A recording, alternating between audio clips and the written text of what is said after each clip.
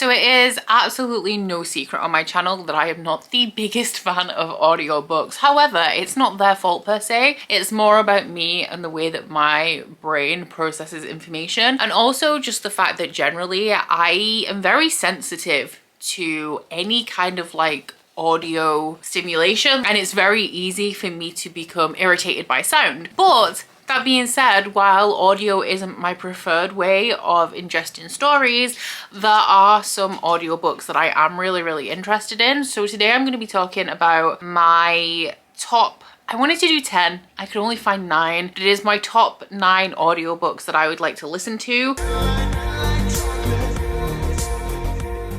With the exception of one in this list. The reason why all of these, like why I'm talking about these today, is because I've heard that there's something special about the audio which makes the audio experience in some instances preferable to reading the book physically. So we are going to be kicking off with that one exception, which I only have because I picked it up in an Audible 2-for-1 sale, and I actually really forgot that I had it until recently. And that one is the second Bridgerton book, which is The Viscount Who Loved Me by Julia Quinn. This is actually a series that I've DNF'd. I did a video which I will link up here where I went through all of the series I'm currently in the middle of and was really realistic about the ones that I was unlikely to continue with. And when it came to Bridgerton, I did say that I would potentially consider continuing if I ever stumbled across the second book secondhand, and at that point I'd forgotten that I did have the audio of this. So now that I do remember I have found the audiobook for this, I suppose I'll listen to it at some point, but I did only pick it up because it was free in the Audible 2-for-1 sale, and I think I found out afterwards that it was available on Scribd anyway, so I didn't even need to buy it. But the Bridgerton series is a series of historical romances. I'm pretty sure most of you are aware at this point. It's a series of historical romances with each one following a different sibling from the Bridgerton family,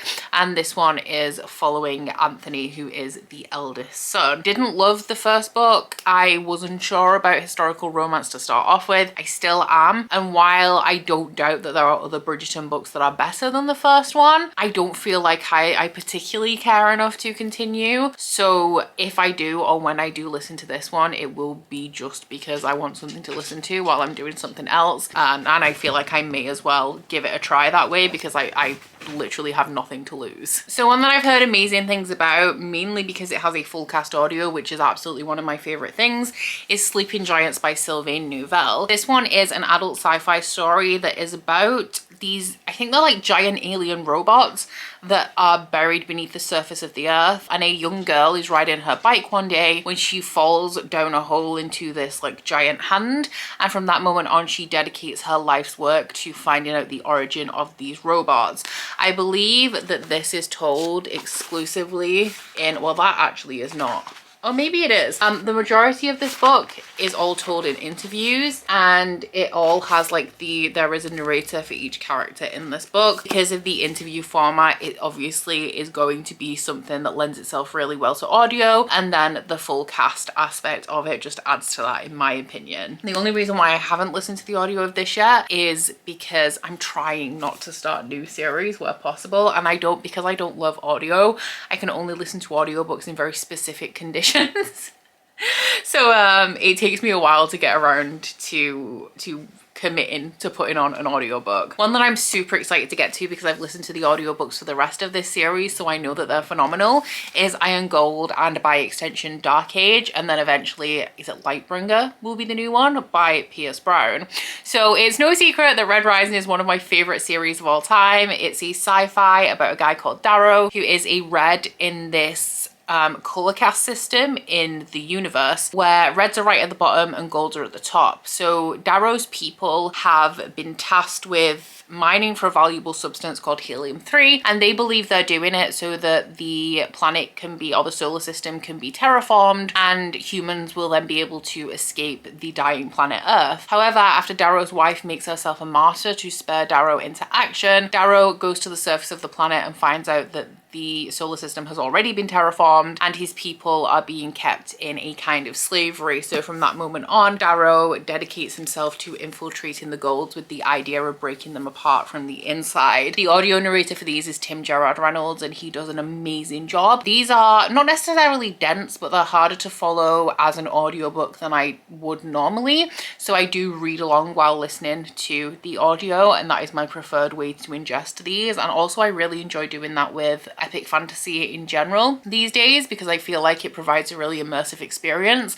And also, as somebody who has been struggling with focus over the last couple of years, it really helps to keep me in the story. The next one is one that's been suggested to me to make my reading experience a little bit easier, and that is Shadows of Self by Brandon Sanderson. I nearly said Brandon Kramer because the narrator of this is the beloved Michael Kramer, who I tried listening to one of the Stormlight audiobooks. I'm pretty sure that Michael Kramer narrates all of Sanderson's books, and there's a female narrator with a lot of them as well. And I tried Oathbringer and I just didn't like their voices, which is weird. I know a lot of you are going to be mad at me for that because everybody adores Michael Kramer, and I am going to give the audiobook of Shadows of Self a try because I disliked the first book in this series so much that I need an assist to get through this, because this series is integral to the Cosmere. It's important to me that I read it, but I really didn't like the first book. So this is one of the series in Brandon Sanderson's Cosmere. It's the second era of Mistborn. It's Mistborn Era 1 I adore, but this is set 300 years after the conclusion of the first era, and it has a Western setting, so it's a flintlock fantasy, and we're following a guy called Wax who has lived for the last 20 years. He's lived out in the roughs, which is like the Wild West, as a lawmaker, and because of a certain set of circumstances, he's had to return to the city and become the lord of his household because there's nobody else left to do it, essentially. He's struggling to leave his old lifestyle behind, so when he finds out about a series of train robberies where hostages have also been taken, he takes it upon himself to get to the bottom of who is responsible for these robberies. Now, I don't like mystery plot lines.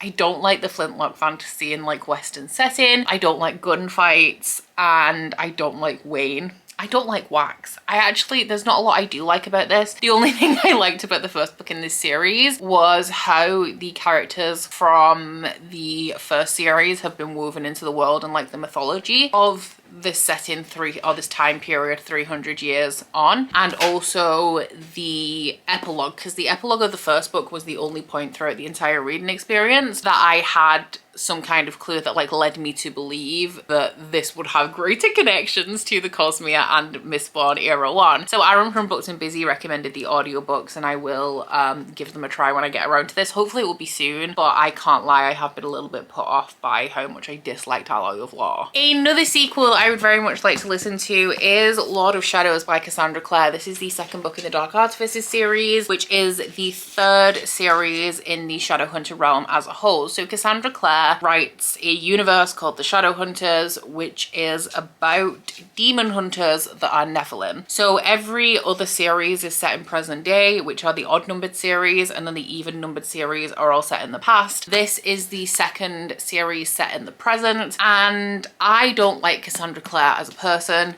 She gives me the ick a little bit, can't lie.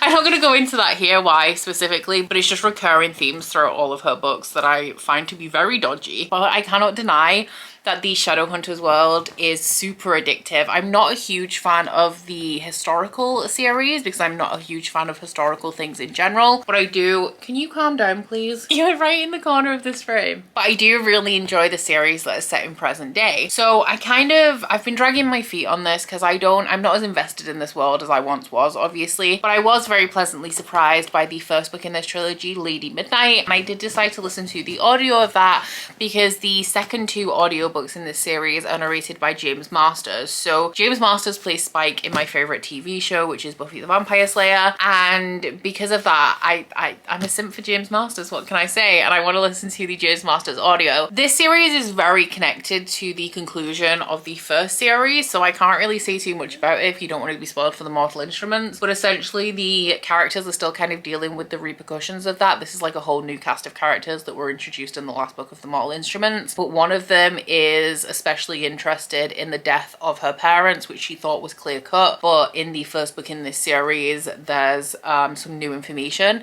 that leads her to believe there was more going on there than she originally thought. And one of the main characters is trying to get his brother back from, I think it's the fairies that he's with. They're addictive. They're good. I don't want to say that they're good because I don't like Cassandra Clare, but I do think that her books are very compelling with a cast of characters that you can really root for. Speaking of James Masters, another series that I would like to listen to purely for that man is the Dresden Files by Jim Butcher. Now, I have actually read, I think the first 6 of these when I was 13 years old, which if you've read the Dresden Files, you will know that that is not the ideal age to be consuming these books. This is a paranormal or like urban fantasy kind of series. It's very long. I think there's at least 20 books out now. And it is following a guy called, I nearly said Jim Butcher, and it's following a guy called Harry Dresden, who is a supernatural detective. So he does work closely with the police department. Is it Chicago? Yeah, he's a wizard private investigator. So he works very closely with the Chicago police force and takes all of the cases that they're not able to solve because they are paranormal or magical in nature. I remember enjoying this when I was 13, but I also remember it including a lot of content that was not suitable for a 13-year-old. At this age, it's kind of like a series that I wouldn't enjoy because it's very episodic with like each book following a separate case with a little bit of an overarching plot. But I want to give it a go for nostalgia's sake, and I'm not sure. I feel like I'm going to try reading this physically and try the audio and see which way I prefer.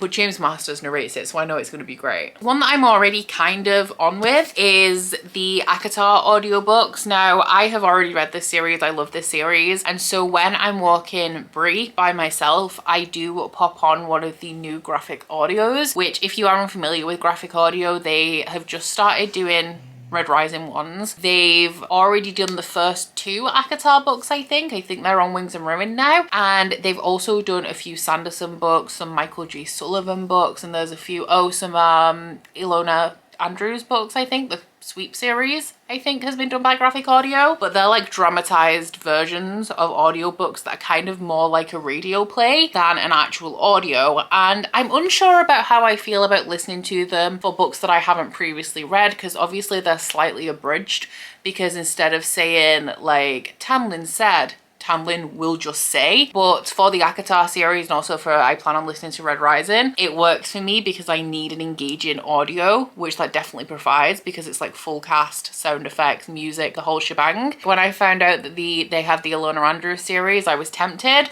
but I don't know if I want to listen to like an abridged version, even though it's just slightly different, you know. But anyway, I'm currently listening to the second half of the ACOTAR audio, and after that I will be moving on to A Court of Mist and Fury. I will say that the audiobook, the graphic audio, does add to the experience, because there were some things in ACOTAR that I laughed out loud at that I hadn't laughed out loud at when I was reading it physically, just because of the audio narration. I am so excited to get to the point in the audiobooks where Nesta becomes more of a central character, because the performance is on point. Her and Lucian, killing it. They're my favorite characters in the audio. But A Court of Thorns and Roses is about a woman called Feyre who is hunting to feed her starving family when she accidentally kills a Fey wolf shifter, and one of the High Lords of the fairies comes to the human realms to take her life in exchange for the one that she took. And instead of killing her as she originally thinks, he takes her back to Prithium, which is the fairy world, where she has to live out the rest of her days. And then the final 2 are just 2 that I've heard really, really good things about the audio for. The first one is The City We Became by N.K. Jemisin. Now, I'm unsure whether I'm actually going to like this book, because I heard a lot of good reviews for it at the time, which is why I ended up picking it up. But then I also heard reviews from people whose reading tastes align with mine that they didn't really love this one. So I don't know which way I'm gonna go. I have the only book I've read by N.K. Jemisin, or it was a duology, is it the Dreamblood duology? It's The Killing Moon. Is that the first book? I'm sure that the duology is the Dreamblood duology, but regardless, I did not enjoy it. And I feel like this one is in a similar vein, but I've heard good things. I've heard really good things about the audio regardless, which I believe is narrated by Robin Miles. But this one is I think it's a story of New York City, but each borough is a person. So the boroughs of New York have been personified. So like Brooklyn is a character, Manhattan is a character, and that is all I know about it. I don't know what the actual plot is, and the synopsis doesn't really tell me, but I'm excited to give it a go. And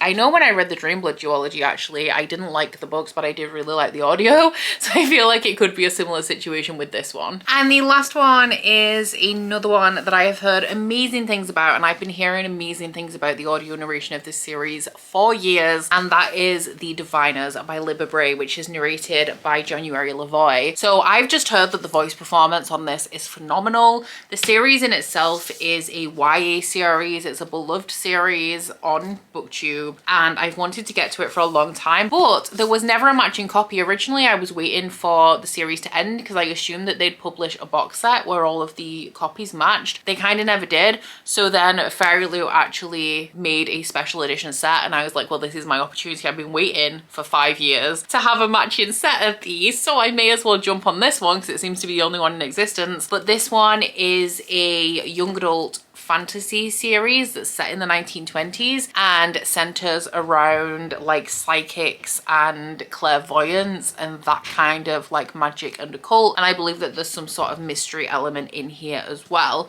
So I've heard amazing things about the series in general, and even better things about the audiobook narration, so it's definitely one where I'm gonna give the audiobook a try, probably alongside reading it, because I do struggle with fantasy as an audiobook typically. So those are the 9 audiobooks that I'm most excited to listen to. At some point last year, I did do an audiobooks recommendation video where I asked you guys to recommend or let me know what like your favorite audiobooks were, where you think that the audiobook really added something special to the experience or was so good that it was preferable to like reading the book physically. And I'm gonna ask you, I did take some recommendations from that video, but I am going to ask you guys once again to leave your recommendations down in the comments so that I can find, because like I'm super picky with audio and I do enjoy listening to it, but it's just finding the ones that are super special and then finding ones that match up to things that I already want to read, like things already on my TBR. But yeah, aside from that, guys, please don't forget to like this video if you liked it and subscribe if you wanna. If you head to my description box, you'll find a link to my Goodreads, Instagram and Twitter if you'd like to follow me on any of those, as well as a link to my Kindle website, the Etsy for that, and a 10% off discount code. But that's it from me today, guys. Bye. Oh, you bite your friend like chocolate. You say you'll go where nobody knows, with guns hidden under our petticoats. We're never gonna quit it, no, we're never gonna quit it, no.